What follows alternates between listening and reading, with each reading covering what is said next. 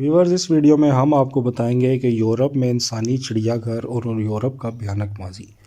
نوآبادیاتی یورپ میں انسانی چڑیا گھر عام تھے۔ 15ویں صدی کے اوائل میں نوآبادیاتی علاقوں سے لوگوں کو اغوا کیا اور نمائش کے لیے یورپ لایا جاتا تھا۔ 19ویں صدی کے آخر تک ایسی انسانی نمائشیں منافع بخش کاروبار بن چکی تھیں۔ ایسے لاچار انسانوں کو یورپی تہذیب کی نام نہاد برتری ظاہر کرنے کے لیے بھی استعمال کیا جاتا تھا۔ یورپی کالونیوں کے لوگوں کو جھوٹے بہانوں سے اور طاقت کے بل بوتے پر یورپ لے جایا گیا اور پھر انہیں نامساعد حالات میں کام کرنے پر مجبور کیا گیا۔ انہیں اکثر تماشائیوں کے سامنے وحشی درندوں یا آدم خور جانوروں کے طور پر پیش کیا جاتا تھا۔ آج تک یورپ میں نوآبادیاتی دور کے ایسے جرائم کا سرکاری طور پر بہت کم اعتراف کیا گیا ہے اور عوامی سطح پر بھی اس حوالے سے آگاہی نہ ہونے کے برابر ہے۔ ہیمبرگ میں انسانی چڑیا گھر۔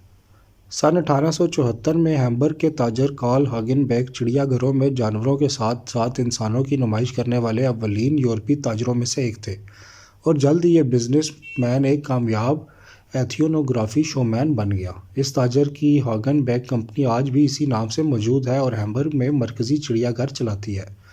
شمالی جرمنی کی اس کمپنی نے 1930 کی دہائی تک انسانی نمائشوں سے پیسہ کمایا۔ مورگ یوگن سیمریر نے حال ہی میں جرمن نشریاتی ادارے NDR کو بتایا کہ ان چڑیا گھروں میں لوگوں کو ایک ایسے ماحول میں دکھایا جاتا تھا جسے جان بوجھ کر قدیم ہونے کے طور پر پیش کیا گیا تھا۔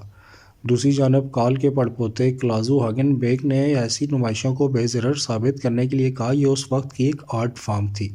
ہیمبرگ چڑیا گھر نے تب سے کیا رکھا ہے کہ وہ اپنے ماضی کا دوبارہ جائزہ لے رہا ہے، لیکن فی الحال چڑیا گھر میں اس بات کا کوئی اشارہ نہیں ہے کہ وہاں انسانوں کو دکھایا جاتا تھا، اور نہ ہی متاثرہ انسانوں کی یاد منانے کی کسی کوشش کا کوئی ارادہ ظاہر کیا گیا۔ پرتگال کی عالمی نمائش۔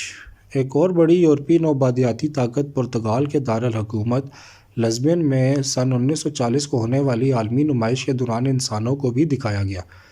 پرتگالی ڈکٹیٹر اینٹونیو ٹوڈے اولیویرا سالارز نے اس عالمی نمائش کو نوآبادیاتی دور کی تعریف اور اپنی حکومت کو مضبوط کرنے کے لیے استعمال کیا، اور آج پرتگال کے نوآبادیاتی ماضی کے بارے میں بحث اکثر اسی تک مرکوز رہتی ہے۔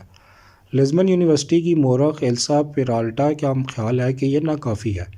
وہ کہتی ہیں کہ جمہوری دور کا اہم بیانیہ یہ ہے کہ نوآبادیاتی دور کے جرائم کا تعلق آمریت سے تھا، لیکن یہ بیانیہ پرتگال کی نوآبادیاتی تاریخ کی طویل مدت کی عکاسی نہیں کرتا۔ پیرالٹا مزید بتاتی ہیں یہاں تک کہ وہ یادگاری تختی بھی جو انسانی چڑیا گھر کے متاثرین کو خراج عقیدت پیش کرتی ہے، واضح طور پر سالازار دور کے حوالہ دیتی ہے۔ انہوں نے نشاندہی کی کہ بہت سے پرتگالی لوگ ماضی کی نسل پرستانہ نمائشوں سے لا علم ہیں، لیکن حالیہ برسوں میں ملک کے نوآبادیاتی ماضی کے بارے میں عوامی بحث بڑھ رہی ہے۔ بیلجیم کا انسانی چڑیا گھر۔ بیلجیم میں سن 1958 کے آخر میں برسلز ورلڈ فیئر کے دوران انسانی چڑیا گھر میں لوگوں کو نمائش کے لیے رکھا گیا۔ وہاں بھی گزشتہ چند برسوں کے دوران ملک کے نوآبادیاتی جرائم کے بارے میں بحث تیز ہوئی ہے۔ نسل پرستی کے خلاف یورپی نیٹ ورک ENAR کی رکن اور ماہر بشریات سٹیلا نیانچاما اور کیما کے مطابق یہ ضروری ہے کہ بیلجیم کا معاشرہ نوآبادیاتی ماضی کے صدمے کو تسلیم کرے، لیکن ایسا کرنے کے لیے بہت کم آمادگی دکھائی دیتی ہے۔ سن 2020 کے ایک سروے کے مطابق ملک کی نصف آبادی کا خیال تھا کہ کانگو میں بیلجیم کے نوآبادیاتی نظام کے منفی سے زیادہ مثبت نتائج برآمد ہوئے ہیں۔ مورخ اینڈریس باخ کے مطابق 1950 اور 1960 کی دہائیوں میں فلم، ٹیلی ویژن اور بڑے پیمانے پر سیاحت کے پھیلاؤ نے غیر ملکی لوگوں کو دیکھنے کا طریقہ یا نظریہ بدل دیا۔ لوگوں نے اپنے ملک میں ایڈونچر لانے کی کوشش نہیں کی، بلکہ وہ خود سفر کرنے کے متحمل ہو سکتے تھے۔